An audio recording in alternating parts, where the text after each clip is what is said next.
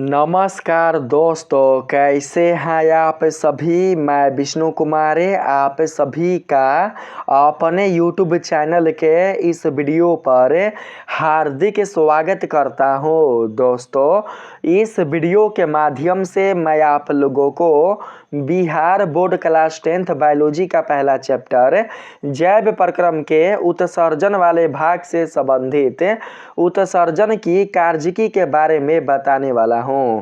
आप सभी इस वीडियो के माध्यम से उत्सर्जन की क्रिया विधि एवं मूत्र निर्माण के बनावट के बारे में जानने वाले हैं। तो चलिए बिना देर किए शुरू करते हैं अपने आज के इस वीडियो क्लासेज को। दोस्तों, इस वीडियो के माध्यम से मैं आप लोगों को बहुत ही अच्छे तरीके से उत्सर्जन की क्रिया विधि अर्थात मूत्र निर्माण की प्रक्रिया को बताऊंगा। मैं आप लोगों को इस वीडियो के माध्यम से बताऊंगा कि आखिर कैसे हमारे शरीर के रक्त में उपस्थित अशुद्धियों का फिल्टर होता है। हमारे शरीर के रक्त में उपस्थित जो अशुद्धियां हैं, जो वर्ज्य पदार्थ है, उनका कैसे हमारे शरीर के वृक्क के द्वारा निष्कासन होता है, वो मैं आप लोगों को बहुत ही अच्छे तरीके से इस वीडियो के माध्यम से बताऊंगा। इसलिए आप सभी इस वीडियो को ध्यान से देखने का प्रयास कीजिएगा, ठीक है। तो चलिए यहाँ पर हम सभी उत्सर्जन की कार्यकी को समझने का प्रयास करते हैं। दोस्तों, यहाँ पर आप देख सकते हैं बोला जा रहा है उत्सर्जन की कार्यकी अथवा मूत्र निर्माण विधि को 3 मुख्य भागों में बांटा गया है। दोस्तों, जो उत्सर्जन की क्रिया विधि है उसे मुख्य रूप से 3 भागों में बांटा गया है, जिसमें पहला है परिनिस्संदन अथवा ग्लोमेरुलर निस्संदन, दूसरा है चयनात्मक के पुनरावशोषण और तीसरा है नलिका स्रावन। दोस्तों, मूत्र निर्माण की विधि को अर्थात उत्सर्जन की कार्य विधि को, उत्सर्जन की क्रिया विधि को मुख्य रूप से 3 भागों में बांटा गया है। आप लोगों को इन तीनों भागों को बहुत ही अच्छे तरीके से स्टेप बाय स्टेप करके समझना होगा, तभी जाकर आप यह समझ पाएंगे कि आखिर हमारे शरीर के वृक्क के द्वारा कैसे रक्त में उपस्थित अशुद्धियों का निष्कासन होता है, कैसे हमारे शरीर के मूत्राशय में मूत्र का निर्माण होता है, मूत्र का आगमन होता है। तो आप लोग अच्छे से दोस्तों इन तीनों को समझने का प्रयास कीजिएगा। मैं पारी पारी से आप लोगों को इन तीनों भागों के बारे में बताऊंगा, ठीक है। तो यहाँ पर जो पहला भाग है उसका नाम क्या है? तो दोस्तों उसका नाम है परिनिस्संदन अथवा ग्लोमेरुलर निस्संदन। तो दोस्तों सबसे पहले हम सभी परिनिस्संदन को समझने का प्रयास करते हैं, ठीक है। यहाँ पर आप देख सकते हैं, यहाँ पर 1 नंबर में आ चुका है हमारा परिनिस्संदन या ग्लोमेरुलर निस्संदन। दोस्तों जो मैं आप लोगों को बताऊंगा अच्छे से आप सभी समझने का प्रयास कीजिएगा, ठीक है। यहाँ पर आप देख सकते हैं बोला गया है केशिका गुच्छ में अपशिष्ट युक्त रक्त अभिवाही धमनिका द्वारा प्रवेश करता है तथा अपवाही धमनिका द्वारा बाहर निकलता है। दोस्तों, कथन में कहा गया है कि केशिका गुच्छ में अपशिष्ट युक्त रक्त, केशिका गुच्छ कहाँ होता है? तो दोस्तों केशिका गुच्छ जो होता है वो होता है दोस्तों वृक्क नलिका के बोमेन संपुट में। वृक्क नलिका का जो आरंभिक भाग होता है उसे क्या कहा जाता है दोस्तों? उसे कहा जाता है बोमेन संपुट। नेफ्रॉन के वृक्क नलिका के जो आरंभिक भाग होता है उसी में दोस्तों केशिका गुच्छ होता है। तो बोला गया है केशिका गुच्छ में अपशिष्ट युक्त रक्त अभिवाही धमनिका द्वारा प्रवेश करता है। तो यहाँ पर आप देख सकते हैं दोस्तों, फिगर नीचे होगा, आप यहाँ पर देख सकते हैं जो आप ये वाला जो आप धमनी देख रहे हैं, ये वाला धमनी, इसको क्या बोलते हैं? तो दोस्तों इसको बोलते हैं अभिवाही धमनी, क्योंकि अभिवाही धमनी का जो व्यास होता है वो दोस्तों थोड़ा सा मोटा होता है, थोड़ा सा दोस्तों बड़ा होता है। किसकी तुलना में? तो अपवाही धमनिका के तुलना में। बात आया समझ में? अपवाही धमनिका के तुलना में दोस्तों जो अभिवाही धमनी होता है उसका जो व्यास होता है वो काफी बड़ा होता है, अर्थात अभिवाही धमनी दोस्तों अपवाही धमनी के तुलना में मोटा होता है। तो यहाँ पर जो आप दोस्तों यहाँ पर जो आप कुंडलित संरचना देख रहे हैं, जो आप यहाँ पर कुंडलित संरचना देख रहे हैं, इसी को कहा जाता है केशिका गुच्छ। क्या कहा जाता है? केशिका गुच्छ। और यहाँ पर जो आप लोगों को ये वाला जो आकृति दिखाई दे रहा है, ये वाला, तो दोस्तों इसको कहा जाता है बोमेन संपुट। पिलास के जैसा, पिलास नहीं, इंच के जैसा जो आप आकृति यहाँ पर देख रहे हैं, इसको क्या बोलते हैं? तो बोमेन संपुट बोलते हैं। तो दोस्तों बोमेन संपुट में ही क्या रहता है? बोमेन संपुट में ही रहता है केशिका गुच्छ। तो दोस्तों केशिका गुच्छ में क्या होता है कि केशिका गुच्छ में अभिवाही धमनिका से होकर जो अपशिष्ट पदार्थ होते हैं वो प्रवेश करते हैं। केशिका गुच्छ में अभिवाही धमनी से होकर जो अपशिष्ट पदार्थ होते हैं वो दोस्तों प्रवेश करते हैं। आप लोग समझने का प्रयास कीजिएगा, ठीक है। अभिवाही धमनी में किसका संचार होता है? अभिवाही धमनी में दोस्तों रक्त का संचार होता है। उस रक्त में बहुत से अशुद्ध पदार्थ मिले होते हैं, उस रक्त में बहुत से वर्ज्य पदार्थ, बहुत से अपशिष्ट पदार्थ मिले होते हैं, घुले होते हैं। दोस्तों जब हमारे शरीर के अशुद्ध रक्त अभिवाही धमनिका से होते हुए केशिका गुच्छ में प्रवेश करता है। बात को समझना, जब हमारे शरीर के जो अपशिष्ट रक्त है, जो अशुद्ध रक्त है, जब दोस्तों वो अभिवाही धमनी से होते हुए केशिका गुच्छ में प्रवेश करते हैं तो यहीं पर दोस्तों क्या होता है? यहीं पर रक्त का शुद्धिकरण होता है, अर्थात रक्त में उपस्थित जो अशुद्धियां हैं, रक्त में उपस्थित जो उत्सर्जी पदार्थ हैं, उनका दोस्तों निष्कासन होता है, उनका दोस्तों फिल्टर होता है। बताया समझ में? यानी कि जो भी रक्त में अशुद्धि होता है, जो भी रक्त में अशुद्धियां होता है, यानी कि अपशिष्ट पदार्थ होता है, वो दोस्तों छन जाते हैं। कहां से? तो केशिका गुच्छ से। केशिका गुच्छ के दीवारों से दोस्तों क्या होते हैं कि केशिका गुच्छ वाले नलिकाओं के जो आप भित्ति देख रहे हैं, यहाँ पर केशिका गुच्छ के नलिकाओं की जो आप भित्ति देख रहे हैं, इन भित्तियों के माध्यम से जो अपशिष्ट पदार्थ होते हैं वो दोस्तों छन कर कहाँ चले आते हैं? वो छन कर चले आते हैं बोमेन संपुट में। किसमें? बोमेन संपुट में। आप देख सकते हैं दोस्तों यहाँ पर तीर का निशान दिखाई दे रहा है। तीर के निशान से साफ साफ पता चल रहा है कि केशिका गुच्छ में जो अपशिष्ट पदार्थ हैं वो दोस्तों केशिका गुच्छ के भित्ति से होकर केशिका गुच्छ के सतह से होकर कहां प्रवेश कर रहे हैं? तो दोस्तों बोमेन संपुट में प्रवेश कर रहे हैं। बोमेन संपुट में उनका आगमन हो रहा है। बात आया समझ में? केवल और केवल अपशिष्ट पदार्थों का, केवल और केवल वर्ज्य पदार्थों का, ना कि दोस्तों अच्छे पदार्थों का, ना कि दोस्तों उपयोगी पदार्थों का। हमारे रक्त में उपस्थित जो भी हमारे शरीर के लिए उपयोगी पदार्थ होते हैं, हमारे शरीर के लिए जो भी पोषक तत्व वाले पदार्थ होते हैं, हमारे शरीर के रक्त में उपस्थित जो भी रक्त कणिकाएं होते हैं या जो भी प्लाज्मा प्रोटीन होते हैं वो बिल्कुल भी केशिका गुच्छ के दीवारों से नहीं छन पाते।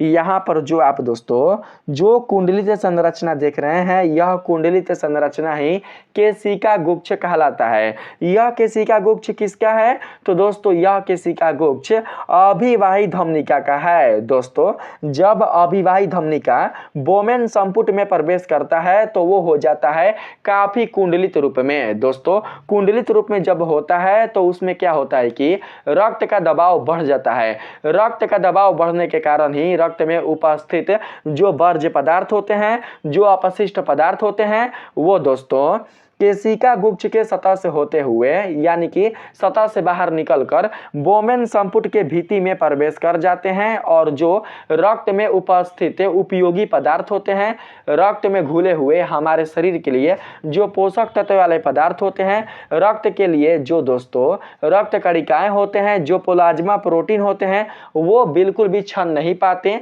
वो बिल्कुल भी दोस्तों केशिका गुच्छ से बाहर नहीं निकल पाते।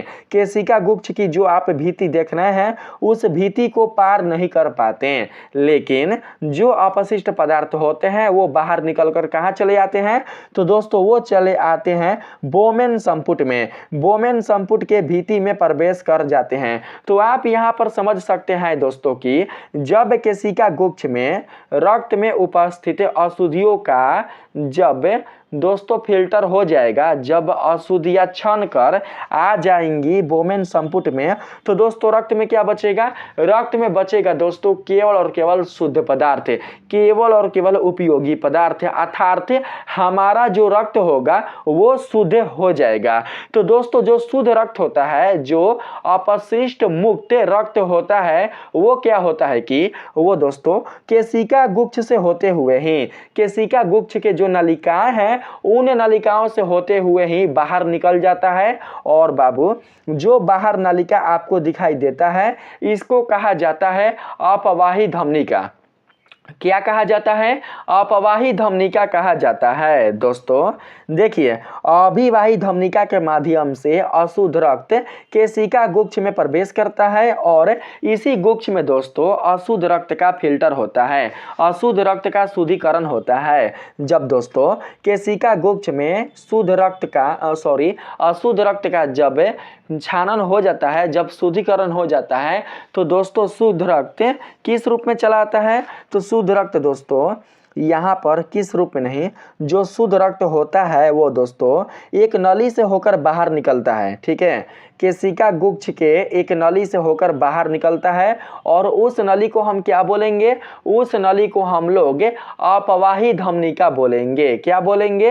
अपवाही धमनिका बोलेंगे। यहाँ पर सीधा सीधा बात यह है दोस्तों कि अभिवाही धमनिका से होकर अशुद्ध रक्त वोमेन संपुट के केशिका गुच्छ में प्रवेश करता है और जब केशिका गुच्छ में रक्त का शुद्धिकरण हो जाता है, तो दोस्तों शुद्धिकरण के बाद जो शुद्ध रक्त है वो अपवाही धमनिका से होते हुए बाहर निकलता है। ठीक है, अपवाही धमनिका से होते हुए क्या करता है? बाहर निकलता है। आप देख सकते हैं यहाँ पर तीर का निशान दिखाई दे रहा है। इसका मतलब यह हुआ कि जो रक्त है वो शुद्ध रूप में अपवाही धमनिका से होते हुए बाहर निकल रहा है। यहाँ पर भी दोस्तों निशान है तीर का और यहाँ पर भी निशान है तीर का, यानी कि इस दोस्तों नली में जो आप ये नली देख रहे हैं, मैं आप लोगों को बहुत ही गहराई से बता रहा हूं, अच्छे से समझने का प्रयास कीजिएगा। ठीक है, जो आप यहाँ पर नली देख रहे हैं इसी नली को कहा जाता है अपवाही धमनिका। इसी धमनिका में, इसी नली में दोस्तों शुद्ध रक्त का संचार होता है। इसी नली में दोस्तों शुद्ध रक्त अर्थात कहने का मतलब यह हुआ कि वर्ज्य पदार्थ मुक्त रक्त का संचार होता है। ऐसे रक्त का संचार होता है जो हमारे शरीर के लिए बहुत ही उपयोगी होते हैं, हमारे शरीर के लिए बहुत ही लाभदायक होते हैं। और अगर हम बात करें यहाँ पर दोस्तों वोमेन संपुट के नीचे ब्रिक नालिका का, तो दोस्तों इस नालिका में अशुद्ध पदार्थ का संचार होता है। इस नालिका में ऐसे पदार्थों का संचार होता है जो हमारे शरीर के लिए बिल्कुल भी उपयोगी नहीं है, बिल्कुल भी लाभदायक नहीं है। बात आया समझ में? तो दोस्तों अब हम आगे आप लोगों को बताते हैं। देखिए आगे यहाँ पर क्या बताया गया है। आगे आप देख सकते हैं दोस्तों, बोला गया है केशिका गुच्छ में अपशिष्ट युक्त रक्त अभिवाही धमनिका द्वारा प्रवेश करता है तथा अपवाही धमनिका द्वारा बाहर निकलता है, जो कि मैंने आप लोगों को बता चुका है। अपवाही धमनिका के माध्यम से जो अशुद्ध रक्त है वो दोस्तों शुद्ध रक्त के रूप में बाहर निकलता है। ठीक है, अभिवाही धमनिका का व्यास अपवाही धमनिका से अधिक होता है, मैंने आप लोगों को बता चुका है। अगर दोस्तों इस फिगर में आप लोगों को पता नहीं चल रहा है कि अपवाही धमनिका का व्यास काफी बड़ा है या नहीं है, तो मैं आप लोगों को एक और फिगर के माध्यम से बताता हूं। आप दोस्तों यहां पर देख सकते हैं, देखिए यहाँ पर दोस्तों आप देख सकते हैं, यहाँ पर जो आप अभिवाही धमनिका देख रहे हैं इसका जो व्यास है वो दोस्तों अपवाही धमनिका के व्यास से ज़्यादा है। आप देख सकते हैं कि अभिवाही धमनिका का जो नली है वो दोस्तों अपवाही धमनिका के नली से मोटा है। आप यहाँ पर अच्छे से देख सकते हैं, यहाँ पर आप देख सकते हैं दोस्तों जो अभिवाही धमनिका वाला नली है वो मोटा है किसके तुलना में? तो दोस्तों अभिवाही नहीं, अपवाही धमनिका के नली के तुलना में। अपवाही धमनिका कौन है? तो यही है। इस नली के तुलना में कौन सा नली मोटा है? तो दोस्तों अभिवाही धमनिका वाला नली। तो आप समझ पा रहे हैं। तो दोस्तों इसी नली से होते हुए वही उसमें बताया गया है, ठीक है, जो मैं आप लोगों को बता रहा हूँ अच्छे से समझना। इसी नली से होते हुए दोस्तों जो अशुद्ध रक्त है वो प्रवेश करता है वोमेन संपुट के, इसी को बोलते हैं वोमेन संपुट। इसको क्या बोलते हैं? वोमेन संपुट। तो दोस्तों वोमेन संपुट के केशिका गुच्छ में प्रवेश करता है। जो आप यहाँ पर वलयाकार नली देख रहे हैं, इसी को कहा जाता है केशिका गुच्छ।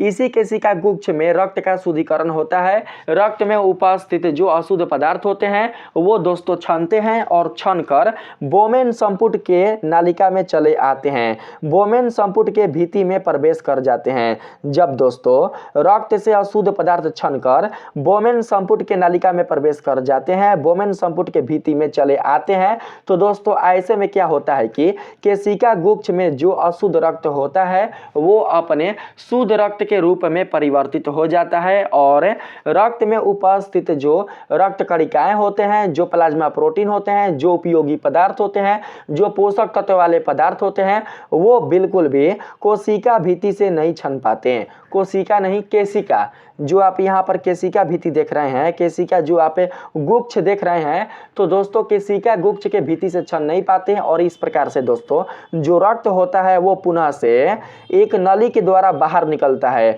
बोमेन संपुट के केशिका गुच्छ से होते हुए एक नली के माध्यम से शुद्ध रक्त के रूप में बाहर निकलता है, शुद्ध रक्त के रूप में। तो इसी नली को क्या बोलते हैं? इसी नली को बोलते हैं अपवाही धमनिका, जिसका व्यास दोस्तों अभिवाही धमनिका के तुलना में कम होता है। ठीक है, यहाँ पर आप आगे देखिए बोला गया है दोस्तों, यहाँ पर आप देख सकते हैं कहा जा रहा है यहाँ पर अभिवाही धमनिका का व्यास अपवाही धमनिका से अधिक होता है, अतः केशिका गुच्छ में रक्त अधिक मात्रा में आता है। दोस्तों अविवाही धमनिका के माध्यम से जो रक्त होता है वो अधिक मात्रा में आता है और केशिका गुच्छ में प्रवेश करता है, लेकिन जब केशिका गुच्छ के माध्यम से उस अशुद्ध रक्त का जब शुद्धिकरण होता है, उस अशुद्ध रक्त में उपस्थित जब वर्ज्य पदार्थ बाहर निकलकर बोमेन संपुट के नालिका में प्रवेश करते हैं, तो ऐसे में दोस्तों कम मात्रा में, ठीक है, जितना मात्रा में रक्त अविवाही धमनिका के माध्यम से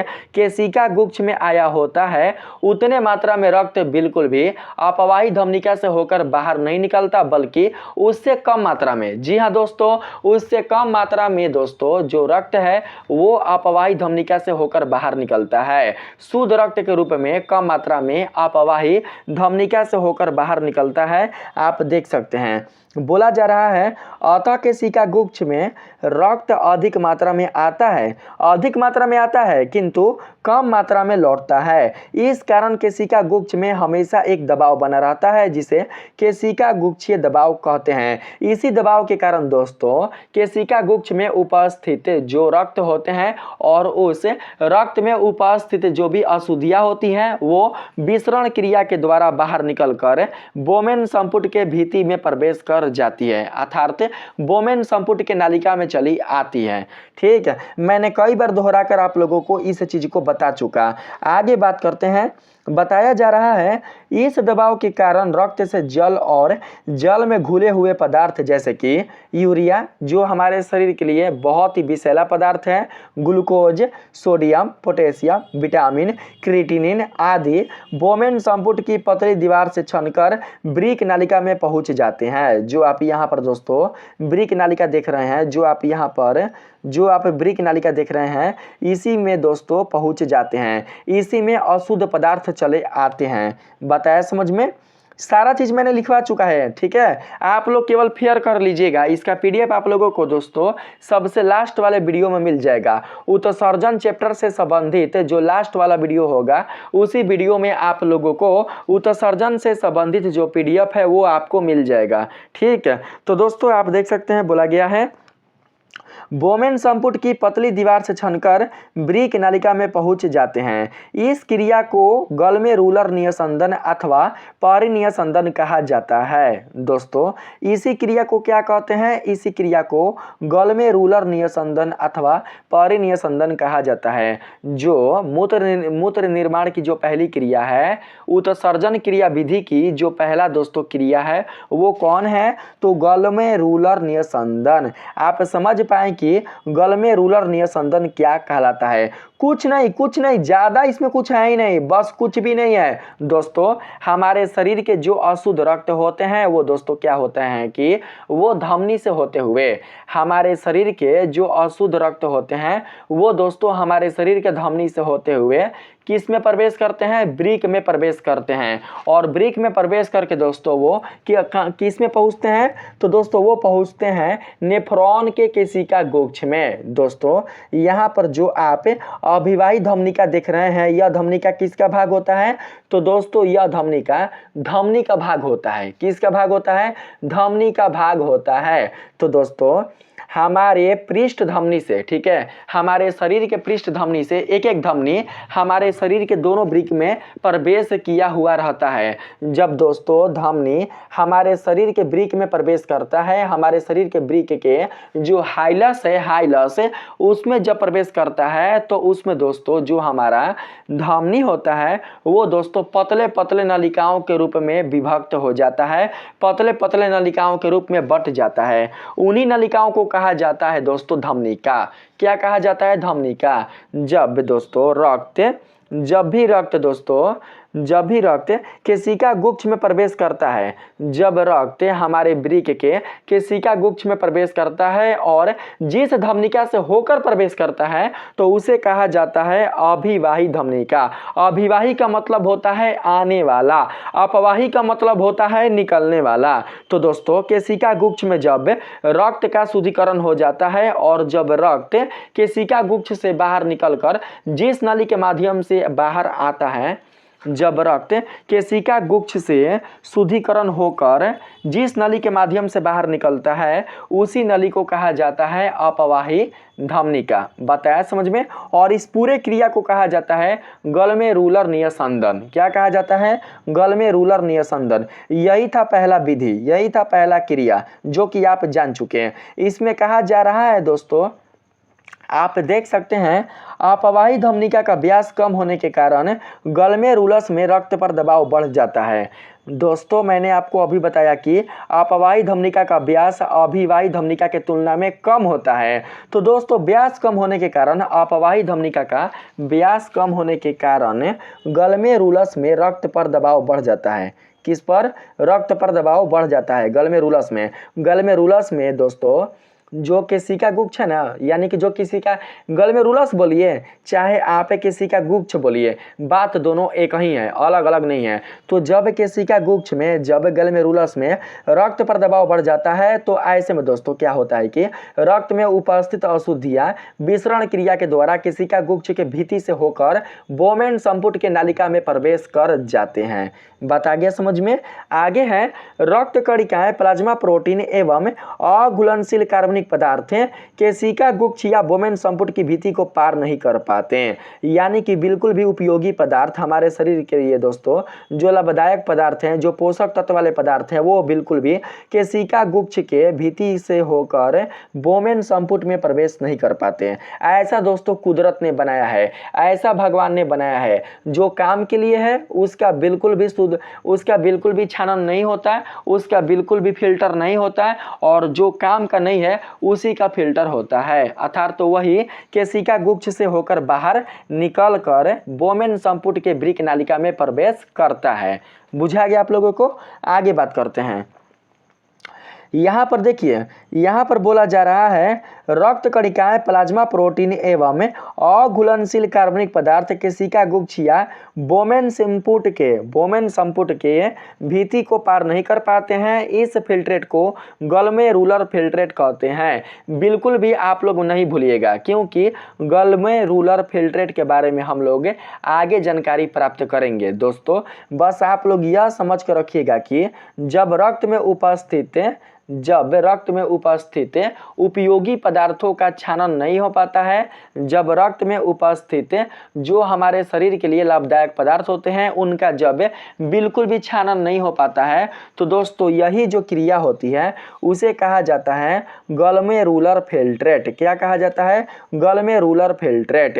रक्त में उपस्थित जिन पदार्थों का बिल्कुल भी छानन नहीं होता, निस्संदन नहीं होता, तो उसी क्रिया को कहा जाता है गलमेरुलर ग्लोमेरुलर निस्यंदन। आप सभी को पता है दोस्तों कि मैंने आप लोगों को अभी साफ साफ बताया कि रक्त में उपस्थित जो रक्त कणिकाएं होते हैं, जो ग्लूकोज होते हैं या फिर जो उपयोगी पदार्थ होते हैं, जो लाभदायक पदार्थ होते हैं, पौष्टिक आहार वाले जो पदार्थ होते हैं, पोषक तत्व प्रदान करने वाले जो कण होते हैं, उनका बिल्कुल भी दोस्तों छानन नहीं होता। वो बिल्कुल भी दोस्तों केशिका गुच्छ के भीतर से बाहर निकलकर बोमेन संपुट में नहीं आते। जब उपयोगी पदार्थों का छानन नहीं हो पाता तो उसी को कहा जाता है ग्लोमेरुलर फिल्ट्रेट। बताया समझ में? ग्लोमेरुलर फिल्ट्रेट वाले पदार्थ ही अपवाही धमनिका से होते हुए बाहर निकलते हैं, यानी कि आगे की ओर संचालित होते हैं। समझ में आ गया आप लोगों को? आगे आप देख सकते हैं कहा गया है निस्यंदन के पश्चात छने हुए पदार्थ वृक्क नालिका में आगे की ओर बढ़ते हैं। दोस्तों निस्यंदन के पश्चात छने हुए पदार्थ रक्त में उपस्थित जिन पदार्थों का छानन होता है, जो पदार्थ छनते हैं, तो दोस्तों मैंने आप लोगों को बताया कि केशिका गुच्छ में उपस्थित जो रक्त होते हैं, उस रक्त में जो अशुद्धियाँ होती हैं, जो वर्ज्य पदार्थ होते हैं, उन्हीं का दोस्तों केवल छानन होता है। तो जब छानन हो जाता है तो ये जो पदार्थ होते हैं वो कहाँ चले जाते हैं? तो दोस्तों बोमेन संपुट में चले जाते हैं। आप सभी याद रखेंगे, ठीक है? बोमेन संपुट में, यही आपका बोमेन संपुट है, ठीक है? आप समझ पाए? बोमेन संपुट के नालिका में आगे की ओर बढ़ते हैं। मैंने आप लोगों को अच्छे से सारा चीज़ बता चुका। आप यहाँ पर देख सकते हैं दोस्तों, यहाँ पर आप लोग साफ साफ देख सकते हैं, यह हमारा ब्रेक है, हाई हमारा हाइलस है, हाई यहाँ पर हमारा हो जाएगा दोस्तों धमनिका, या आप सिरा भी बोल सकते हैं, ठीक है? यह दोस्तों देखिए जो आप यहाँ पर नली देख रहे हैं, यह धमनिका भी हो सकता है और सिरा का भी हो सकता है। दो दोस्तों नली कनेक्ट रहते हैं हमारे ब्रेक से, एगो दोस्तों रहता है धमनी वाला, एगो रहता है सिरा वाला। तो यहाँ पर जो आप पिरामिड जैसे जो आप यहाँ पर संरचना देख रहे हैं, तो इसी संरचना में पतले पतले दोस्तों कुंडलित संरचनाएं होती हैं, जिसे नेफ्रॉन कहा जाता है, अर्थात वृकाणु कहा जाता है। इसी वृकाणु में जो धमनी होता है वो प्रवेश करता है किस रूप में? तो दोस्तों धमनिका के रूप में। जो आप यहाँ पर ब्रिक के अंदर में जो आप यहाँ पर पिरामिड वाले खानों में जो पतले पतले आप कुंडलित नलिकाएं देख रहे हैं, इन्हीं कुंडलित नलिकाओं को दोस्तों कहा जाता है क्या? तो नेफ्रॉन, यानी कि वृकाणु।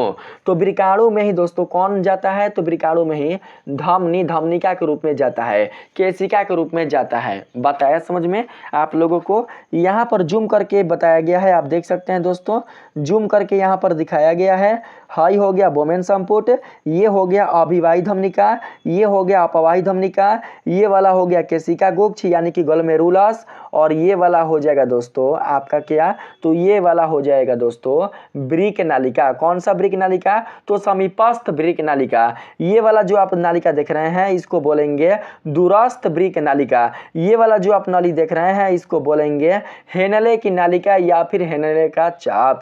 जो आप ये वाला देख रहे हैं इसको बोलते हैं दोस्तों संग्राहक नली। क्या कहते हैं? संग्राहक नली। इसी संग्राहक नली से कई प्रकार के जो वृकाणु होते हैं, जो नेफ्रॉन होते हैं, वो दोस्तों जुड़े रहते हैं। बताया समझ में? और ये जो आप संग्राहक नली देख रहे हैं, यह नली किससे कनेक्ट रहता है? यह नली दोस्तों कनेक्ट रहता है किससे? तो मूत्र वाहिका से। किससे? तो मूत्र वाहिका से। इसी नली के माध्यम से दोस्तों जो मूत्र होता है वो मूत्र नली में प्रवेश करता है, और मूत्र नली से होते हुए मूत्र का आगमन हो जाता है कहाँ पर? तो दोस्तों मूत्राशय में। बताया समझ में? जैसा मैं आप लोगों को बता रहा हूँ, ठीक है? चलिए आगे बढ़ते हैं बाबू। आगे आप देख सकते हैं, यहाँ पर आप लोग आगे देखने का प्रयास कीजिएगा। देखिए यहाँ पर मैं आप लोगों को आगे बताता हूँ 2 नंबर में। ये सारा चीज़ मैंने आप लोगों को बता चुका है। मैंने पिछले वाले वीडियो के माध्यम से आप लोगों को बता चुका है दोस्तों कि जब अपवाही धमनिका आगे की ओर बाहर निकलती है तो वृक्क नलिकाओं के चारों ओर एक गुच्छ का निर्माण करती है। जब दोस्तों अपवाही धमनिका आगे की ओर बढ़ती है तो वृक्क नलिकाओं के चारों ओर क्या करती है कि एक जाल का निर्माण करती है।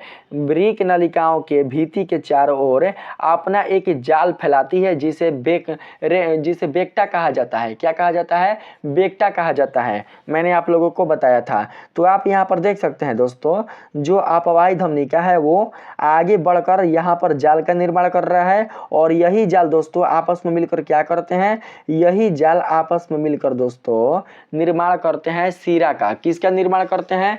शिरा का, जिसमें अशुद्ध रक्त का संचार होता है। बताया समझ में आप लोगों को? ठीक है। इसी शिरा के माध्यम से होते हुए जो आप यहाँ पर ब्लू कलर का लाइनिंग देख रहे हैं ना, ब्लू कलर का लाइनिंग, इसको बोलते हैं शिरा। दोस्तों मैंने आप लोगों को पिछले वाले वीडियो के माध्यम से बताया था, आप देख सकते हैं। यहाँ पर आप देख सकते हैं दोस्तों, मैं आप लोगों को बहुत ही अच्छे से बता रहा हूँ। यहाँ पर आप देख सकते हैं जो अपवाही धमनिका है वो क्या कर रहा है कि वो दोस्तों वृक्क नलिकाओं के चारों ओर एक घना जाल बना रहा है। इसी को बोलेंगे घना जाल। ठीक है। जो अपवाही धमनिका है वो क्या कर रहा है कि वो दोस्तों वृक्क नलिकाओं के चारों ओर, वृक्क नलिकाओं के भित्ति के चारों ओर एक जाल फैला रहा है। तो दोस्तों इसी को कहते हैं हम लोग क्या, तो वासा रेक्टा। ठीक है। बेक्टा नहीं बोलते हैं, बेक्टा मैंने गलत बताया आप लोगों को, बेक्टा नहीं कहते हैं, रेक्टा कहते हैं, रेक्टा। इसी जाल को दोस्तों रेक्टा कहा जाता है और इसी जाल में दोस्तों निर्माण होता है किसका? इसी जाल में निर्माण होता है शिरा का। किसका? तो दोस्तों शिरा का, वृक्क शिरा का। और इस वृक्क शिरा के माध्यम से जो रक्त है, शुद्ध वाला जो रक्त है, जिसका शुद्धिकरण हुआ है, वो जो रक्त है वो दोस्तों कहाँ पहुँचता है? तो वो पहुँचता है शिरा में। किसमें? शिरा में।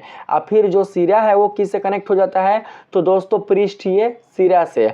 वृक्क के बाहर जो शिरा होता है, वृक्क के बाहर, मैं आप लोगों को फिगर के माध्यम से बताता हूँ।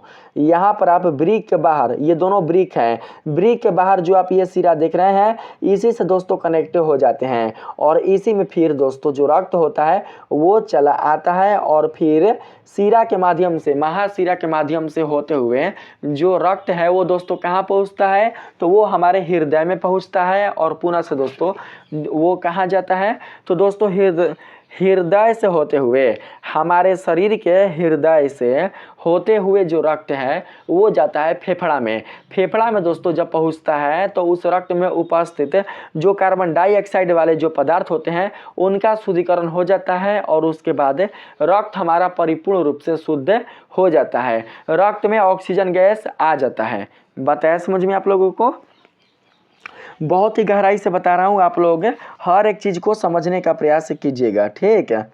आगे बात करते हैं। और मैंने जो आप लोगों को बताया ना, मैंने आप लोगों को यह बताया दोस्तों कि जो वर्ज्य पदार्थ होते हैं वो क्या करते हैं कि वृक्क नलिकाओं से होते हुए कहाँ पहुँचते हैं? वृक्क नलिकाओं से होते हुए संग्राहक नली में पहुँचते हैं। संग्राहक नली कनेक्टेड रहता है किससे? संग्राहक नली कनेक्टेड रहता है दोस्तों मूत्र नली से। तो इसी को बोलते हैं मूत्र नली। इसको क्या बोलते हैं? मूत्र नली, यानी कि मूत्रवाहिनी। और इसी मूत्रवाहिनी के माध्यम से होते हुए जो दोस्तों अपशिष्ट जल होते हैं, यानी कि वृक्क नलिका में गुजरने वाला जो अपशिष्ट पदार्थ होते हैं, वृक्क नलिकाओं के माध्यम से गुजरने वाले जो अपशिष्ट पदार्थ होते हैं वो बाहर निकलते हैं। किस रूप में? तो दोस्तों मूत्र के रूप में। बताया समझ में? जो हमारे शरीर के लिए अनावश्यक जल होता है, अपशिष्ट जल होता है, वो दोस्तों निकलता है बोमेन संपुट के वृक्क नलिकाओं से होते हुए, बोमेन संपुट के वृक्क नलिकाओं से होते हुए किस में? तो मूत्र वाहिनी में। किस में? मूत्र वाहिनी में। आप समझ पाएँ, यहाँ पर आप समझ पाएँ। ठीक है, अच्छे से। अब हम नीचे आते हैं दोस्तों। यहाँ पर आप देख सकते हैं नीचे क्या बोला गया है। मैंने दोनों फिगर आप लोगों को बता चुका है, कोई भी छूटा तो नहीं है ना? छूटा कुछ भी नहीं है। ठीक है। आगे बात करते हैं। आगे है 2 नंबर में चयनात्मक पुनरावशोषण। 2 नंबर में बात करते हैं। मैंने आप लोगों को बताया है कि हम 3 विधि के बारे में जानेंगे। तो पहला विधि हो चुका, दूसरा विधि में कहा गया है चयनात्मक पुनरावशोषण। तो दोस्तों इसमें कहा गया है, आप देख सकते हैं, इसमें बोला गया है ग्लोमेरुलर फिल्ट्रेट। मैंने आप लोगों को बताया कि ग्लोमेरुलर फिल्ट्रेट किसे कहा जाता है दोस्तों, रक्त के जो भी पदार्थ केशिका गुच्छ में छन नहीं पाते हैं, रक्त के जो भी पदार्थ केशिका गुच्छ में छन नहीं पाते, केशिका गुच्छ में छन कर वृक्क नालिका में प्रवेश नहीं हो पाते, तो दोस्तों उन्हीं पदार्थों को कहा जाता है, उसी रक्त को कहा जाता है ग्लोमेरुलर फिल्ट्रेट। क्या कहा जाता है? Glomerular filtrate. तो दोस्तों यहां पर आप देख सकते हैं बोला गया है ग्लोमेरुलर फिल्ट्रेट अब अपवाही धमनिका के नलिकाओं से होकर गुजरता है, जैसा कि मैंने आप लोगों को बताया। ठीक है, अपवाही धमनिका के नलिकाओं से होकर गुजरता है। इसी समय नलिका की भीतरी भित्ति पर, अपवाही धमनिका के भीतरी भित्ति पर जो स्थित कोशिकाएं होते हैं, अपवाही धमनिका के भीतरी अपवाही धमनिका के भीतरी जो बाबू कोशिकाएं हैं वो क्या करते हैं कि वो रक्त में उपस्थित पदार्थों को शोषित कर लेते हैं। रक्त में उपस्थित जो पदार्थ हैं उनको दोस्तों अवशोषित कर लेते हैं। ठीक है, जिनकी आवश्यकता होती है उनको वो अवशोषित कर लेते हैं और जिनकी आवश्यकता नहीं होती उन्हें वो छोड़ देते हैं। अपवाही धमनिका के भीति में उपस्थित अपवाही धमनिका के आंतरिक भीति, ठीक है, क्योंकि अपवाही धमनिका के आंतरिक भीति में ही रक्त का संचार होता है। तो दोस्तों अपवाही धमनिका के आंतरिक भीति में उपस्थित जब कोशिकाओं के द्वारा रक्त के उपयोगी पदार्थों का यूज कर लिया जाता है और अनुपयोगी पदार्थों को छोड़ दिया जाता है, तो दोस्तों ऐसे में क्या होता है कि ऐसे में दोस्तों उपयोगी पदार्थों का अवशोषण हो जाता है। ठीक है, यहाँ पर बोला गया है इसी समय नलिका की भीतरी भीति पर स्थित कोशिकाएं उन पदार्थों को शोषित कर लेती है जिनकी आवश्यकता होती है तथा जिनकी आवश्यकता नहीं होती उन्हें छोड़ देती है। उन्हें बिल्कुल भी अवशोषित नहीं करती, क्योंकि हमारे शरीर की कोशिकाएं बिल्कुल भी वर्ज्य पदार्थों का अवशोषण नहीं करती है। चूंकि छने हुए द्रव में उत्सर्जी पदार्थ के अतिरिक्त काफ़ी मात्रा में जल तथा अकार्बनिक लवण के रूप में आयन और ग्लूकोज होता है। क्या बताया गया है? चूंकि छने हुए द्रव में यानी कि ग्लोमेरुलर फिल्ट्रेट में, ग्लोमेरुलर फिल्ट्रेट वाला जो आप पदार्थ देख रहे हैं, जो आप शुद्ध पदार्थ देख रहे हैं, उसमें भी दोस्तों क्या रहता है, उसमें भी उत्सर्जी पदार्थों को छोड़कर लाभदायक पदार्थों का शोषण रहता है जो हमारे शारीरिक क्रिया के संपादन के लिए हो जाता है, यानी कि लाभदायक रहता है।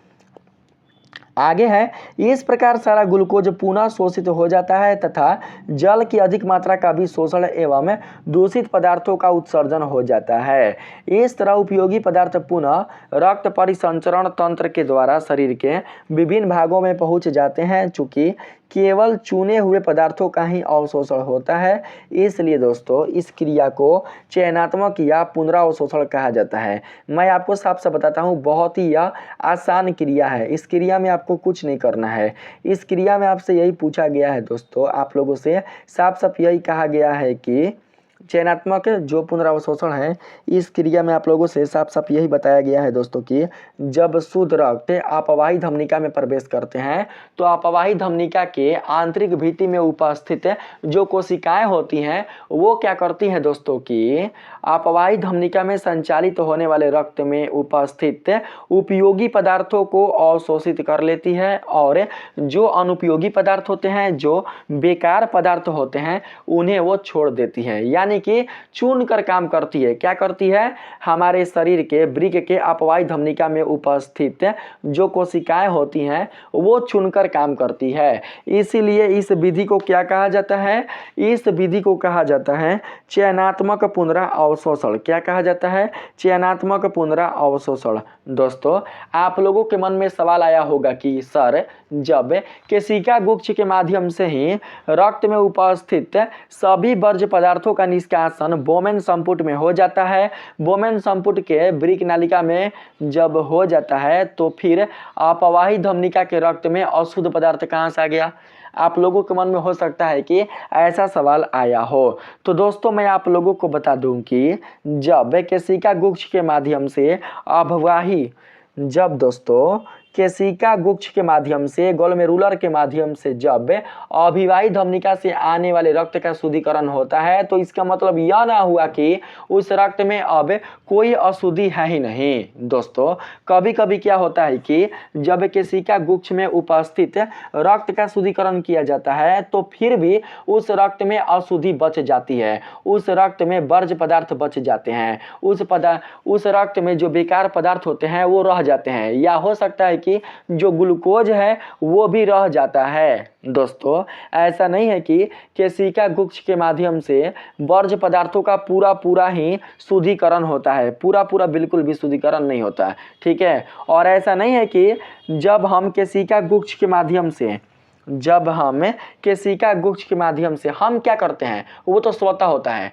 ऐसा नहीं है कि केशिका गुच्छ के माध्यम से जब हमारे शरीर के वृक्क के बोमेन संपुट में केशिका गुच्छ में, आप लोग ऐसा समझने का प्रयास कीजिएगा, ऐसा नहीं है दोस्तों कि बोमेन संपुट के केशिका गुच्छ में पूरे के पूरे जो अच्छे पदार्थ होते हैं, जो उपयोगी पदार्थ होते हैं, उन्हें सभी पदार्थों का बिल्कुल भी छानन नहीं होता, उनका बिल्कुल भी बोमेन संपुट में निष्कासन नहीं होता। ऐसा नहीं है दोस्तों। जो हमारे रक्त में जो पदार्थ उपयोगी होते हैं, रक्त के लिए जो पदार्थ पोषक तत्व वाले होते हैं, हमारे शरीर के लिए जो पोषक तत्व वाले पदार्थ होते हैं, हमारे शरीर के लिए जो उपयोगी पदार्थ होते हैं, जो पोषक तत्व वाले पदार्थ होते हैं, उनका भी छानन हो जाता है। किसमें? तो बोमेन संपुट में। आप समझ कर रखना जो मैं आपको बता रहा हूँ।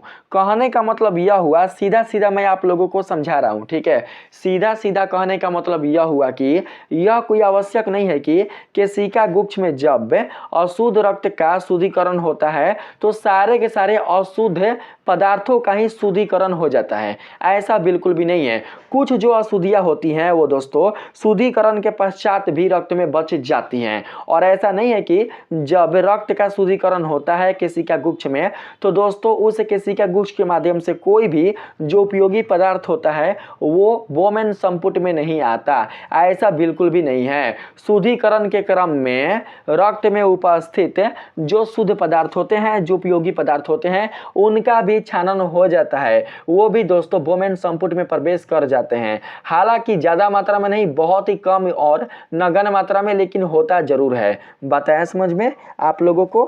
ठीक है। तो दोस्तों यही है, आप लोग यहाँ पर समझने का प्रयास कीजिएगा, ठीक है। जब दोस्तों जब अपवाही धमनिका के माध्यम से रक्त बाहर जब आता है बोमेन संपुट से, और जब अपवाही धमनिका के रक्त में अशुद्धि रहती है तो अशुद्धियों को छोड़ देता है। कौन? समझना, अपवाही धमनिका के आंतरिक भित्ति में उपस्थित जो कोशिकाएं होती हैं वो क्या करती हैं कि अशुद्धियों को छोड़ देती हैं। अगर अशुद्धियां बची रहती हैं रक्त में, अगर दोस्तों अपवाही धमनी में संचालित होने वाले रक्त में अगर अशुद्धियां शेष रह जाती हैं शुद्धिकरण के पश्चात भी, तो उन्हें वो छोड़ देती है, और जो उपयोगी पदार्थ होते हैं, जो पोषक तत्व वाले पदार्थ होते हैं, उन्हें वो अवशोषित कर लेती है। ऐसे दोस्तों काम होता है। तो इसी क्रिया को क्या बोलते हैं? इसी क्रिया को बोलते हैं चयनात्मक पुनरावशोषण। क्या कहते हैं दोस्तों? चयनात्मक पुनरावशोषण। बात आया समझ में? अब आगे बढ़ते हैं। इसमें बोला गया है, चूंकि आप देख सकते हैं, चूंकि छने हुए द्रव में उत्सर्जी पदार्थ के अतिरिक्त, चूंकि छने हुए द्रव, यहाँ पर बाबू आप समझने का प्रयास कीजिएगा। चूंकि छाने हुए द्रव, छाना हुआ द्रव कहाँ आएगा? आप बताओ तो, बताइए। छाना हुआ द्रव अपवाही धमनिका में आएगा या बोमेन संपुट के नालिका में आएगा? किस में आएगा बताओ तो? वृक्क नालिका में आएगा या अपवाही धमनिका में आएगा छाना हुआ द्रव? तो दोस्तों छाना हुआ जो द्रव होगा वो किस में आएगा? तो वो आएगा दोस्तों बोमेन संपुट के वृक्क नालिका में। किस में? बोमेन संपुट के वृक्क नालिका में। जो पदार्थ, जो द्रव बिल्कुल भी छाना हुआ नहीं रहता है, यानी कि जिनका बिल्कुल भी छानन नहीं होता, तो वो दोस्तों कहाँ चले जाते हैं? तो वो चले जाते हैं अपवाही धमनिका में। बात है समझ में। तो कहा गया है चूंकि छाने हुए द्रव में उत्सर्जी पदार्थ के अतिरिक्त काफी मात्रा में जल तथा अकार्बनिक लवण के रूप में आयन और ग्लूकोज मौजूद होते हैं। आप देख सकते हैं ग्लूकोज है ना, ग्लूकोज को तो बिल्कुल भी बोमेन संपुट के ब्रिक नालिका में नहीं होना चाहिए था। ग्लूकोज को बिल्कुल भी बोमेन संपुट के ब्रिक नालिका में नहीं होना चाहिए था, लेकिन दोस्तों बोमेन संपुट के ब्रिक नालिका में ग्लूकोज भी आया है। ग्लूकोज हमारे शरीर के लिए दोस्तों उपयोगी है, उपयोगी पदार्थ है, फिर भी ग्लूकोज बोमेन संपुट के ब्रिक नालिका में आ गया है। यही चीज मैं आप लोगों को बता रहा हूं चिल्ला चिल्ला कर कि दोस्तों ऐसा नहीं है कि केशिका गुच्छ में जब रक्त का शुद्धिकरण होता है तो उस रक्त से कोई भी जो उपयोगी पदार्थ है वो छन कर बोमेन संपुट में प्रवेश ना करे। दोस्तों बोमेन संपुट में प्रवेश कर जाता है। उपयोगी पदार्थ भी केशिका गुच्छ के भीतर से होते हुए बोमेन संपुट में चला आता है, जैसा कि आप यहाँ पर ग्लूकोज को देख सकते हैं, ग्लूकोज को। ठीक है, बात है समझ में।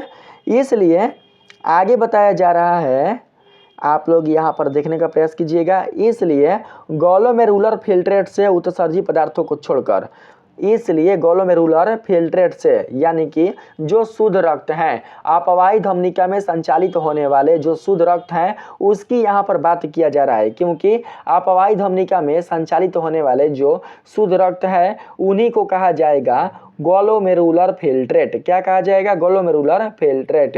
तो दोस्तों कहा गया है इसलिए ग्लोमेरुलर फिल्ट्रेट से उत्सर्जी पदार्थों को छोड़कर लाभदायक पदार्थों का शोषण शारीरिक क्रिया के संपादन के लिए हो जाता है। इस प्रकार सारा ग्लूकोज पुनः शोषित हो जाता है। इस प्रकार दोस्तों सारा का सारा जो ग्लूकोज होता है वह पुनः शोषित हो जाता है तथा जल की अधिक मात्रा का शोषण एवं दूषित पदार्थों का उत्सर्जन हो जाता है। ठीक है, उत्सर्जन कैसे होता है दोस्तों? बताओ तो उत्सर्जन कैसे होता है? मैं आप लोगों को बताता हूं कि उत्सर्जन कैसे होता है। देखिए यहाँ पर आप लोग फिगर को समझने का प्रयास कीजिएगा। ठीक है, आप लोग यहाँ पर फिगर को देखने का प्रयास कीजिएगा। यहाँ पर जो आप नालिका देख रहे हैं ना, यहाँ पर जो आप अपवाही धमनिका का जो आप यहाँ पर जाल देख रहे हैं, यह जाल दोस्तों किस में बदल जाता है? यह जाल बदल जाता है शिरा में। और आप सभी को पता है दोस्तों कि शिरा में हमेशा और हमेशा अशुद्ध रक्त का ही संचार होता है। अरे हालांकि अपवाही धमनिका में जो रक्त था वो शुद्ध ही था, लेकिन परिपूर्ण रूप से शुद्ध नहीं था। अपवाही धमनिका में ब्रिक से छनने के बाद हमारा जो रक्त होता है वो शुद्ध हो जाता है, लेकिन बिल्कुल भी 100% शुद्ध नहीं होता। 100% शुद्ध कब होता है? जब हमारा रक्त शिरा के माध्यम से होते हुए हृदय में पहुंचता है और हृदय से होकर फेफड़ा में जाता है, फेफड़ा में प्रवेश करता है। जब दोस्तों रक्त फेफड़ा में पहुंचता है, फेफड़ा में जब रक्त का शुद्धिकरण कुपिकाओं के माध्यम से होता है तब जाकर रक्त 100% शुद्ध होता है। रक्त का 100% शुद्धिकरण होता है, 100% फिल्टर होता है। ऐसे आप लोग समझने का प्रयास कीजिएगा। ठीक है, तो दोस्तों यहाँ पर आप अपवाही धमनिका का जो जाल देख रहे हैं जिसको वासा रेक्टा कहा जाता है, यह बदल जाते हैं किस रूप में? तो दोस्तों यह बदल जाते हैं सिरा के रूप में। ठीक है, सिरा नहीं, सिरिकाओं के रूप में, सिरिकाओं के रूप में बदल जाते हैं। ये सिरिकाएं क्या करती हैं कि फिर आपस में मिलकर आपस में संयुक्त होकर सिरा का निर्माण करती हैं। सिरा का ना, सिरिका से क्या बना? तो सिरा, और फिर सिरा से क्या बन जाएगा? तो दोस्तों सिरा से बन जाएगा महासिरा, और महासिरा किससे कनेक्ट रहता है? तो हृदय से। और इस प्रकार से दोस्तों सिरा से होते हुए अशुद्ध रक्त चला आता है हृदय में, और फिर हृदय से होकर चला आता है दोस्तों कहाँ? तो चला आता है फेफड़ा में। ठीक है, समझ में आया आप लोगों को अच्छे से? यही मैंने आप लोगों को यहाँ पर बताया। 2 नंबर में आप देख सकते हैं बोला गया है इस तरह उपयोगी पदार्थ पुनः रक्त परिसंचरण तंत्र द्वारा शरीर के विभिन्न भागों में पहुंच जाते हैं। इस तरह उपयोगी पदार्थ पुनः से रक्त परिसंचरण के द्वारा शरीर के सभी भागों में पहुंच जाते हैं। चूंकि केवल चुने हुए पदार्थों का ही अवशोषण होता है, चुने हुए पदार्थों का ही केवल अवशोषण होता है, इसलिए दोस्तों इस क्रिया को चयनात्मक पुनरावशोषण कहा जाता है। इस क्रिया को क्या बोलते हैं? तो इस क्रिया को चयनात्मक पुनरावशोषण बोलते हैं। तो 2 नंबर वाला जो क्रिया था वो मैंने आप लोगों को बता चुका है, आप लोगों को दोस्तों अच्छे से समझा चुका है।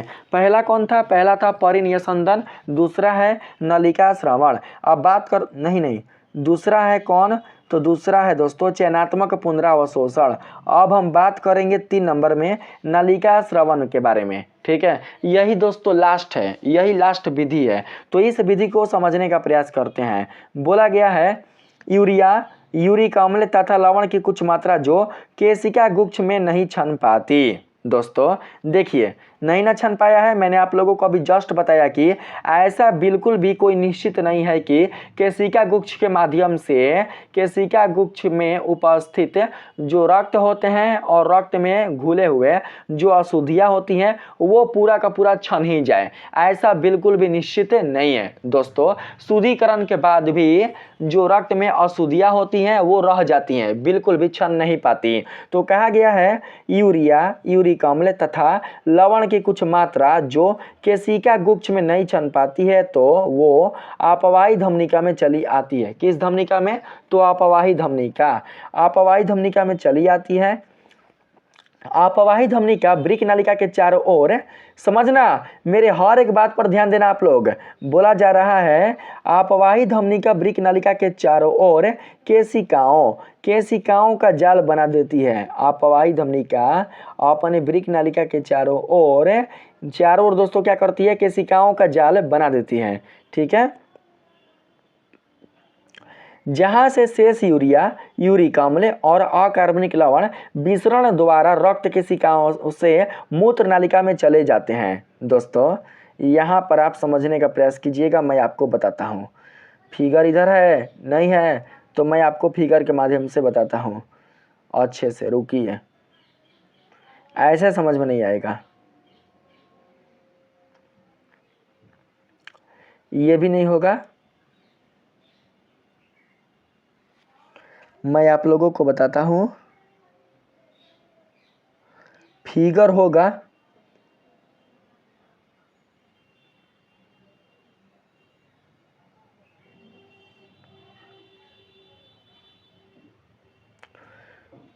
फिगर नहीं है तो इसी में समझने का प्रयास करेंगे, इसी में हाई वाला फिगर में।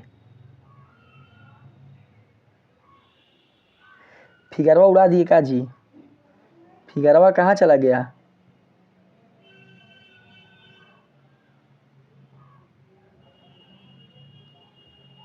उड़ा नहीं होगा, ऊपरे होगा, है ना, ऊपर।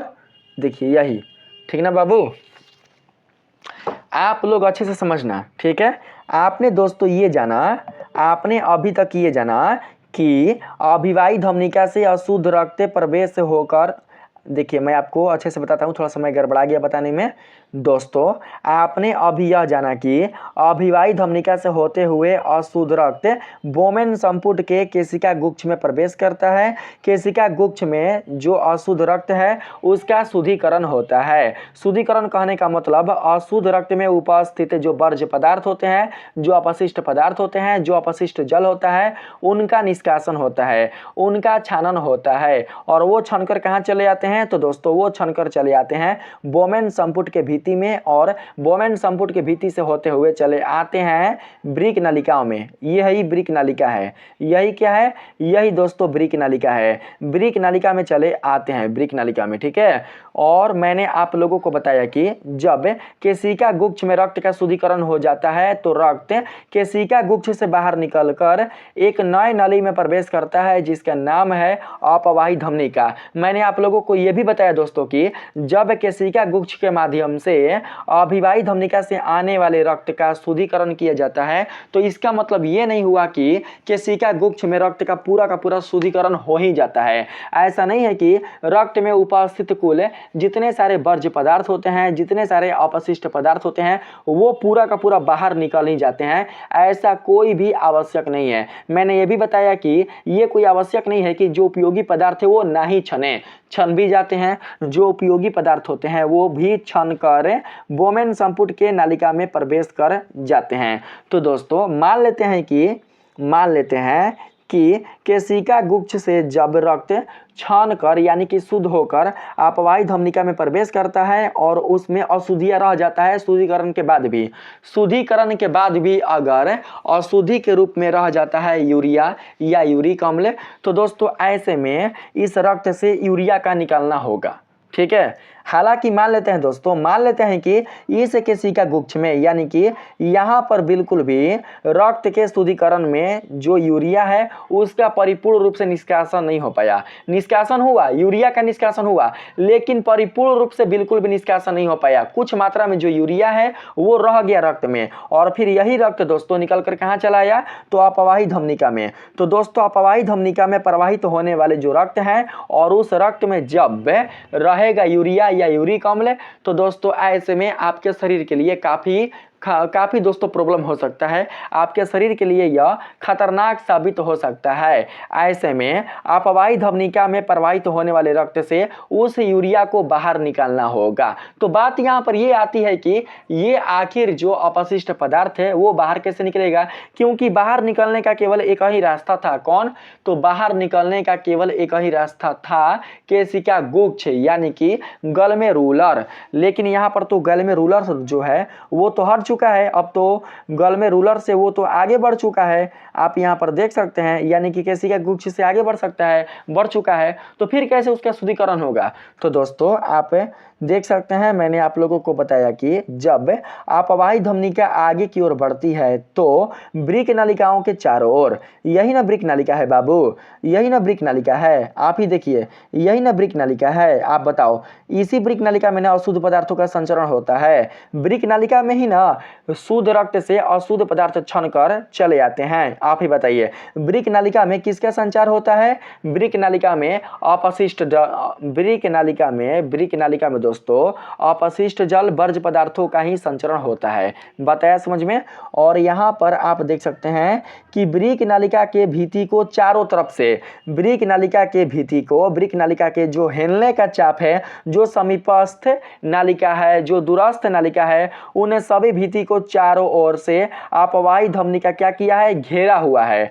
आप देख सकते हैं एक जाल बनाकर घेरा हुआ है, जाल बनाकर घेरा हुआ है। तो दोस्तों जब अपवाही धमनिका, बात को समझना, जब अपवाही धमनिका अपने जाल के रूप में वितरित होकर अर्थात अपने अलग अलग यानी कि विभिन्न नलिकाओं के रूप में विभक्त होकर वृक्क नलिकाओं को घेर लेते हैं, वृक्क नलिकाओं की भित्ति को घेर लेते हैं, तो ऐसे में दोस्तों क्या होता है कि अपवाही धमनिका में प्रवाहित होने वाले रक्त में जो अशुद्ध पदार्थ होते हैं, जो यूरिया होता है, जो वर्ज्य पदार्थ होता है बचा हुआ, वो दोस्तों विसरण क्रिया के द्वारा बाहर निकलकर पुनः से में प्रवेश कर जाता है, पुनः से प्रवेश कर जाता है वृक्क नालिका में। किस में? तो दोस्तों वृक्क नालिका में, इस नालिका में प्रवेश कर जाता है। किसके द्वारा? तो विसरण क्रिया के द्वारा। दोस्तों निकलता भी है विसरण क्रिया के द्वारा और प्रवेश भी करता है विसरण क्रिया के द्वारा। आप देख सकते हैं कि भगवान ने कैसे बनाया है, आप देख सकते हैं भगवान का बनावट कितना अद्भुत है। ठीक है, इस वृक्क नलिका के चारों ओर से दोस्तों कौन घिरा हुआ है? तो अपवाही धमनिका अपने पतले पतले नलियों के रूप में, पतले पतले केशिकाओं के रूप में, क्योंकि जब अपवाही धमनिका दोस्तों केशिकाओं के रूप में नहीं बटेगा, पतले पतले नलिकाओं के रूप में नहीं बटेगा, तो ऐसे में उस नलिका से होकर जो अशुद्ध पदार्थ होगा वो बाहर नहीं निकल पाएगा। केशिकाओं के जो दीवारें होते हैं, पतले पतले नलिकाओं के जो भित्ति होते हैं, वो दोस्तों पारगमय होते हैं या फिर अर्ध पारगमय होते हैं। उससे होकर जल, वर्ज्य पदार्थ या फिर दोस्तों जो बेकार पदार्थ होते हैं वो बाहर निकल पाते हैं और जो अच्छे पदार्थ होते हैं वो बाहर से अंदर प्रवेश कर पाते हैं। बताया समझ में? तो इस प्रकार से जो बचे खुचे, समझिएगा, इस प्रकार से दोस्तों अपवाही धमनिका में प्रवाहित होने वाले रक्त में बचे खुचे जो यूरिया होते हैं, जो अपशिष्ट पदार्थ होते हैं, वो दोस्तों विसरण क्रिया के द्वारा अपवाही धमनिका के केशिकाओं से होकर, केशिकाओं के भित्ति से होकर, जो यहाँ पर वृक्क नलिका के आप भित्ति देख रहे हैं, इस भित्ति में प्रवेश कर जाते हैं, इस भित्ति में घुस जाते हैं और जो आप वृक्क नालिका देख रहे हैं, इस नालिका में पहले से ही दोस्तों क्या है, पहले से ही अपशिष्ट पदार्थ है, पहले से ही दोस्तों वर्ज्य पदार्थ है। तो इस प्रकार से दोस्तों हमारे शरीर के रक्त में उपस्थित जो वर्ज्य पदार्थ होते हैं उनका दोस्तों निष्कासन वृक्क की सहायता से हो पाता है, किडनी की सहायता से हो पाता है। इसी कारण दोस्तों किडनी में जो उपस्थित वृक्काणु है, जो नेफ्रॉन है, उसे किडनी का संरचनात्मक एवं क्रियात्मक इकाई कहा जाता है, क्योंकि किडनी का अधिकांश काम कौन करता है, किडनी का अधिकांश काम को दोस्तों किडनी में उपस्थित जो नेफ्रॉन है, जो वृक्काणु है, वही करता है। समझ में आया आप लोगों को? तो मैंने आप सभी को बता चुका, ठीक है। तो फिर जो आप वृक्क नालिका देख रहे हैं, तो इस जो आप यहाँ पर फिर दोस्तों जो वृक्क नालिका है वो किससे आकर जुड़ता है, वो दोस्तों जुड़ जाता है संग्राहक नली से, इस नली से। और यह संग्राहक नली किससे जुड़ता है, तो दोस्तों मूत्र नालिका से ना। और मूत्र नालिका से जुड़कर उसमें जो अपशिष्ट जल होते हैं वो प्रवेश कर उसे भेज देता है, ठीक है, अपशिष्ट जल को भेज देता है। आगे बात करते हैं, वही अपशिष्ट जल मूत्र कहलाता है। क्या कहलाता है? मूत्र कहलाता है, मैंने आपको बताया। अब बात करते हैं आगे। यहाँ पर आप देख सकते हैं बोला गया है यूरिया, यूरिक अम्ल तथा लवण की कुछ मात्रा जो केशिका गुच्छ में नहीं छन पाती है वो अपवाही धमनिका में चली जाती है। यही ना मैंने आप लोगों को बताया जी, बताइए।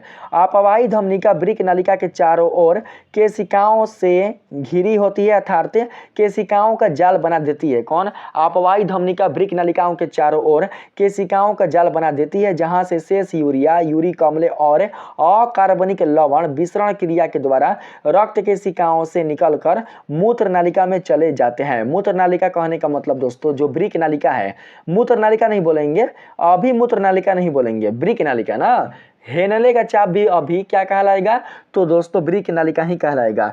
मूत्र नालिका कब बोलेंगे? जो नालिका दोस्तों वृक्क के बाहर होता है, जो नालिका वृक्क के बाहर होता है उसी को मूत्र नालिका कहा जाता है। तो मूत्र नालिका नहीं बोलेंगे, वृक्क नालिका बोलेंगे। वृक्क नालिका में चले जाते हैं, इस क्रिया को नलिका स्रावण कहा जाता है। इसी क्रिया को क्या बोलते हैं, तो नलिका स्रावण बोलते हैं। मैंने आप लोगों को अच्छे से बता चुका है, ठीक है।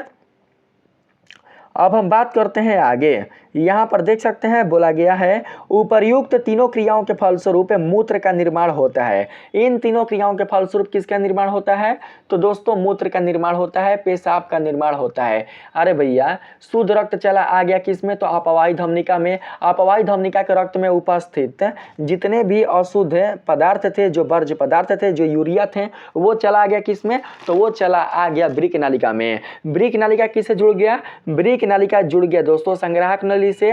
संग्राहक नली किससे जुड़ गया, तो दोस्तों संग्राहक नली जुड़ गया मूत्र नली से। मूत्र नली में कौन आएगा, तो दोस्तों मूत्र नली में अपशिष्ट पदार्थ वाला जल आएगा, जिसे पेशाब के रूप में जाना जाता है। तो इस प्रकार से दोस्तों जो पेशाब है, जो मूत्र है, उसका निर्माण होता है। और मूत्र नली से होते हुए पेशाब कहाँ चलाता है, मूत्र नली से होते हुए पेशाब दोस्तों मूत्राशय में चला आता है, जहाँ से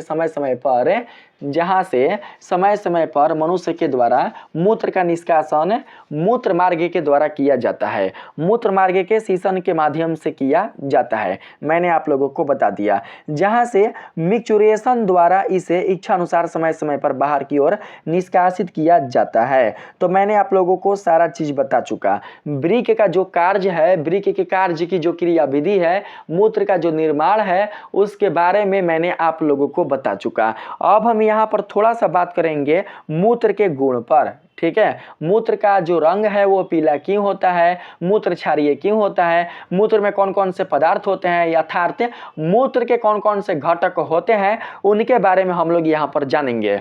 तो देखिए इसमें दोस्तों क्या बताया गया है, आप समझने का प्रयास कीजिएगा। देखिए मूत्र में कहा गया है यह एक पारदर्शक हल्के पीले रंग का थोड़ा अम्लीय, क्षारीय नहीं है दोस्तों, अम्लीय है ना, यानी कि जो मूत्र है वो कैसा है, तो दोस्तों अम्लीय है। यह एक पारदर्शक हल्के पीले रंग का थोड़ा अम्लीय, यानी कि जिसका पीएच मान 6 हो। मूत्र का पीएच मान कितना दिया है, तो दोस्तों 6 दिया है। यह एक पारदर्शक हल्के पीले रंग का मूत्र एक पारदर्शक हरे पीले रंग का थोड़ा अम्लीय द्रव है। एक वयस्क मनुष्य में 24 घंटों में लगभग 1 से 1.8 लीटर यानी कि 2 लीटर 1 से 2 लीटर मूत्र बनाता है। एक वयस्क मनुष्य में 24 घंटे में लगभग 1 से 1.8 लीटर मूत्र बनता है। मूत्र का रंग पीला क्यों होता है? दोस्तों आप सभी को पता है कि हमारे शरीर के रक्त का जो रंग लाल होता है वो होता है हेमोग्लोबिन प्रोटीन के कारण। ठीक इसी प्रकार से दोस्तों जो हमारा मूत्र होता है उसका रंग पीला होता है यूरोक्रोम नामक कण के कारण। दोस्तों मूत्र में उपस्थित रहता है यूरोक्रोम नामक कण। यूरोक्रोम नामक कण किससे संबंधित होता है? तो दोस्तों यूरिया से, यानी कि यूरिया या फिर यूरिक अम्ल से। यूरिया या फिर यूरिक अम्ल से संबंधित होने के कारण ही यूरोक्रोम का निर्माण होता है। यानी कि कह सकते हैं कि यूरिया या फिर यूरिक अम्ल के उपस्थिति के कारण ही यूरोक्रोम का निर्माण होता है। और दोस्तों यूरोक्रोम की उपस्थिति के कारण ही दोस्तों जो जो मूत्र होता है उसका रंग हो जाता है पीला। कैसा हो जाता है? हल्का पीला। मूत्र के विभिन्न घटक के बारे में जानते हैं तो यहाँ पर देख सकते हैं दोस्तों मूत्र के विभिन्न घटक में जल है कितना? 95%। जल होता है 95%। मैंने बताया है आप लोगों को कि हमारे शरीर में जल का संतुलीकरण वृक्क के माध्यम से ही होता है। वृक्क ही हमारे शरीर के जो बेकार जल होते हैं, जो अनावश्यक जल होते हैं, उसे वो बाहर निकाल देता है। तो दोस्तों जो आप मूत्र में 95% जल देख रहे हैं, यह जल हमारे शरीर के लिए अनावश्यक है, हमारे शरीर के लिए दोस्तों बेकार है। इसलिए वृक्क क्या करता है? इसे छानकर बाहर निकाल देता है। ठीक है, जिसे हम मूत्र के रूप में जानते हैं। तो दोस्तों केवल जल मूत्र नहीं है बल्कि मूत्र का निर्माण जल, यूरिया, अकार्बनिक पदार्थ और अन्य नाइट्रोजनी पदार्थों के कारण होता है। तो दोस्तों पहला घटक है कौन? तो पहला घटक है जल, जिसकी मात्रा होती है 95% मूत्र में। और यूरिया की मात्रा होती है 2.6%। यूरिया की मात्रा कितनी होती है? तो 2.6%। बात करें अकार्बनिक पदार्थ का तो दोस्तों मूत्र में अकार्बनिक पदार्थ रहते हैं कितना? तो दोस्तों 1.5%। अकार्बनिक पदार्थ में कौन होंगे? अकार्बनिक पदार्थ में हो जाएंगे sodium, potassium chloride, phosphate, iodine, calcium sulphate, arsenic, ये सभी हो जाएंगे अकार्बनिक पदार्थ के रूप में। अन्य नाइट्रोजनी पदार्थ यानी कि अपशिष्ट पदार्थ। तो दोस्तों जो अन्य नाइट्रोजनी अपशिष्ट पदार्थ रहते हैं मूत्र में वो रहते हैं 0.9% मात्र। ठीक है, जिसमें कौन कौन होगा?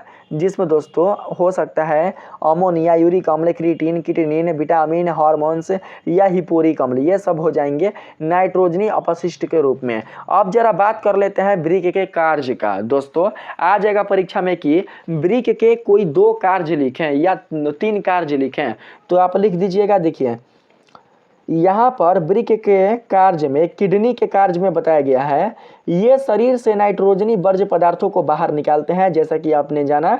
ठीक है, पहला क्या है? पहला कार्य है वृक्क का, किडनी का पहला कार्य है शरीर से नाइट्रोजनी वर्ज्य पदार्थों को बाहर निकालना। दूसरा है ये समान रक्तचाप बनाए रखने में सहायता करता है, हमारे शरीर में समान रक्त दाब बनाए रखने में सहायता प्रदान करता है। काफ़ी दोस्तों यह काफ़ी सहायता प्रदान करता है। ठीक है, अपना एक योगदान देता है रक्तचाप को बनाए रखने में। 3 नंबर में है ये जल नियंत्रण में सहायता करते हैं। दोस्तों वृक्क के माध्यम से ही हमारे शरीर के जो अपशिष्ट जल होते हैं वो बाहर निकल पाते हैं। अपशिष्ट जल जब हमारे शरीर से बाहर निकल पाता है तो दोस्तों उसी के कारण हमारे शरीर में जल का संतुलीकरण बना रहता है। जल हमारे शरीर में अपने संतुलन मात्रा में रहता है। ठीक है, संतुलित अवस्था में रहता है। शरीर में जल एवं लवणों की संतुलित मात्रा बनाए रखने में किसका योगदान रहता है? तो दोस्तों वृक्क का योगदान रहता है। वृक्क ही हमारे शरीर में जल एवं लवणों की संतुलित मात्रा को समान बनाए रखता है। ठीक है, अगला कार्य है ये शरीर के भीतर के कार्यकीय वातावरण अर्थात होमियोस्टेसिस है।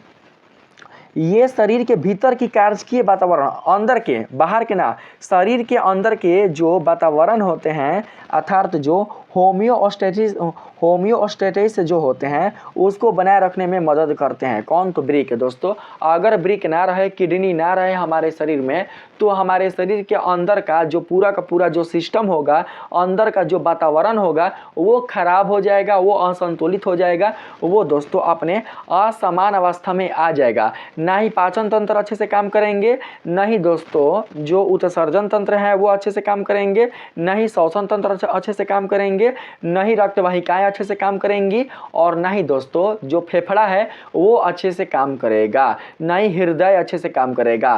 पूरा अंदर का जो आपका शरीर होगा वो दोस्तों खराब हो जाएगा। यानी कि अंदर के जितने सारे सिस्टम होंगे, जितने सारे ऑर्गन्स होंगे, जितने सारे पदार्थ होंगे, जितने सारे दोस्तों तंत्र होंगे, वो सब बेकार हो जाएंगे, सब दोस्तों खराब हो जाएंगे। बताया समझ में? पूरे सिस्टम को संतुलित बनाए रखने में किसका योगदान होता है? किडनी का। इसलिए हमारे शरीर के लिए सबसे उपयोगी जो दोस्तों उत्सर्जन वाला अंग है वो कौन है? तो वो है किडनी। कौन? तो किडनी। बताया समझ में? अब बात करते हैं नोट में। तो दोस्तों नोट जानना आप लोगों को काफ़ी ज़रूरी है। नोट में कहा गया है जो पदार्थ ग्लोमेरुलर फिल्ट्रेशन में क्षण नहीं पाते, जो पदार्थ ग्लोमेरुलर यानी कि केशिका गुच्छ में क्षण नहीं पाते, वे रक्त के साथ अपवाही धमनिका की कोशिकाओं से होते हुए पुनः से रक्त प्रवाह में पहुंच जाते हैं। ये मैंने आप लोगों को बता चुका है। ठीक है। नोट नंबर अगला है यूरिया की समान मात्रा 100 ml 100 मिलीलीटर में। दोस्तों यूरिया की समान मात्रा 100 मिलीलीटर रक्त में 30 mg मानी जाती है, 30 मिलीग्राम मानी जाती है। 100 मिलीलीटर रक्त में, हमारे शरीर के 100 मिलीलीटर रक्त में यूरिया की कितनी मात्रा होती है? तो दोस्तों 30 मिलीग्राम, ग्राम नहीं 30 मिलीग्राम होती है। अगर बात करें यूरिक अम्ल का, तो दोस्तों यूरिक अम्ल की मात्रा 100 मिलीलीटर रक्त में, 100 मिलीलीटर रक्त में यूरिक अम्ल की मात्रा 2 मिलीग्राम से 3 मिलीग्राम होती है। ये दोस्तों आपके कंपटीशन में भी पूछा जा सकता है या फिर आपके फाइनल बोर्ड एग्जाम में भी पूछा जा सकता है, याद रखिएगा। दोस्तों 100 मिलीलीटर रक्त में 2 मिलीग्राम से 3 मिलीग्राम मात्रा होती है किसका? तो यूरिक अम्ल का, याद रखेंगे। अगर बात करें हम यहाँ पर आगे, तो आगे कहा गया है साथ ही प्रतिदिन करीब 1.5 से 2 ग्राम यूरिक अम्ल मूत्र के साथ उत्सर्जित होता है अर्थात बाहर निकलता है। प्रतिदिन, हर एक दिन ही एक मनुष्य के शरीर से 1.5 से 2 ग्राम यूरिक अम्ल मूत्र के साथ उत्सर्जित होता है। बताया समझ में आप लोगों को? ठीक है। प्रतिदिन कहने का मतलब 24 घंटा, 24 घंटे में आप जितना मूत्र विसर्जित करते हैं उसके माध्यम से यूरिक अम्ल 1.5 से 2 ग्राम बाहर निकल जाता है। ठीक है। तो मैंने आप लोगों को इस वीडियो के माध्यम से आपके जो ब्रिक की क्रिया विधि है, ब्रिक की जो क्रिया विधि है, उत्सर्जन की जो कार्य विधि है, और साथ ही मूत्र का जो बनावट है, मूत्र के जो गुण है, ब्रिक के जो कार्य हैं, उनसे जुड़े हुए सारा जानकारी बता चुका है, दे दिया है। बताया समझ में? अब मैं आप लोगों को अगले वीडियो के माध्यम से बताऊंगा डायलिसिस के बारे में, यानी कि हम लोग ऐसे मशीन के बारे में बात करेंगे जो कि किडनी के तरह ही काम करता है। यह मशीन किसके लिए उपयोगी होता है? यह मशीन उन सभी व्यक्तियों के लिए उपयोगी होता है जिनका जो कि ब्रिक है वो काम नहीं करता।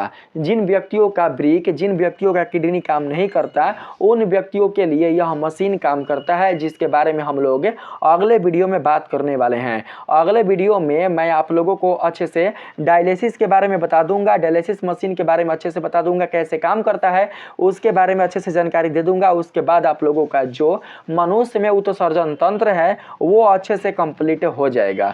ठीक है। उसके बाद हम लोग पढ़ेंगे पादप में उत्सर्जन तंत्र, जो कि बिल्कुल भी बड़ा नहीं है, बिल्कुल भी लॉन्ग नहीं है। ठीक है। तो वीडियो अच्छा लगा है तो वीडियो को आप लोग लाइक करिएगा। चैनल को यदि आपने बिल्कुल भी सब्सक्राइब नहीं किया है तो जरूर से सब्सक्राइब कर लीजिएगा। मिलते हैं फिर से एक नए वीडियो के साथ, तब तक के लिए आप सभी को दिल से धन्यवाद।